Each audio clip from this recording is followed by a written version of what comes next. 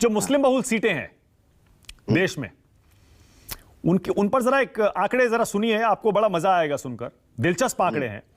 पश्चिम बंगाल में बहरामपुर की सीट पर 64% मुस्लिम है, मुर्शिदाबाद में 59% मुस्लिम है, जयनगर में 30% मुस्लिम। ये पश्चिम बंगाल की 3 सीटें हैं जहां पर बहरामपुर 64% मुस्लिम, जंगीपुर में 60%, मुर्शिदाबाद में 59% और जयनगर में 30%। इसके बाद बिहार आइए। बिहार में किशनगंज में 67% मुस्लिम है, 67%। फिर कटिहार में 38% हैं, पूर्णिया में 30% हैं और अररिया में 32% है। 4 सीटें यहां भी ऐसी हैं जहां मुस्लिम आबादी अच्छी खासी है। फिर इसके बाद केरला आपको पता ही है, जहां पर राहुल गांधी वायनाड से सांसद हैं। बीजेपी ने वायनाड पर भी फोकस किया, वहां पर 57% मुस्लिम है। फिर मलापुरम में 69%, 69। फिर पोन्ननी 64%, कोझिकोड 37% और वडाकरा 35% और कासरगोड 33%, 33%। इसके बाद यूपी आइए। मनोज सिंह काका मुस्कुराएंगे अभी। यूपी में बिजनौर में 38% से ज्यादा मुस्लिम है, अमरोहा में भी करीब 38% हैं। फिर कैराना में 38.5% मुस्लिम है, नगीना में 42%, संभल में 46%, मुजफ्फरनगर 37% और रामपुर करीब 50% है। इसके अलावा गुरुग्राम आपको पता ही है, दिल्ली से सटा हुआ, एनसीआर में आता है, 38% मुस्लिम है। फरीदाबाद में 30% और फिर एक हैदराबाद और सिकंदराबाद की सीटें हैं जहां 41% से ज्यादा मुस्लिम आबादी है। संजय जी भी आ गए। संजय जी, ये बीजेपी की मुस्लिम बहुल सीटों पर फोकस करने की रणनीति, 60 सीटें आइडेंटिफाई की हैं उन्होंने, आपको क्या समझ में आता है, क्या प्लान है इसके पीछे?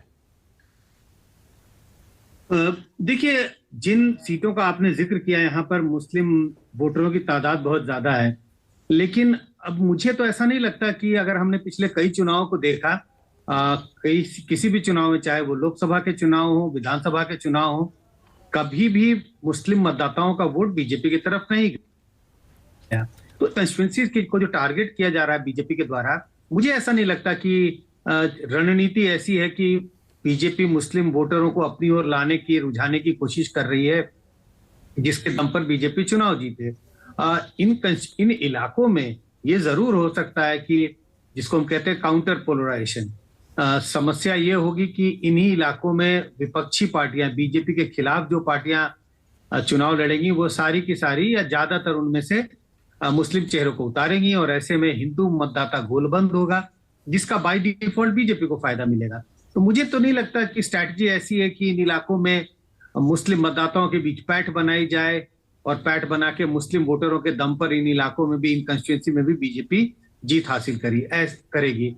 ऐसी रणनीति मुझे दिखाई नहीं पड़ती है बीजेपी। मतलब आपको यह लगता है कि इन सीटों पर फोकस करके बीजेपी पोलराइजेशन करके हिंदू मतों को गोलबंद करके चुनाव जीतने की कोशिश करेगी?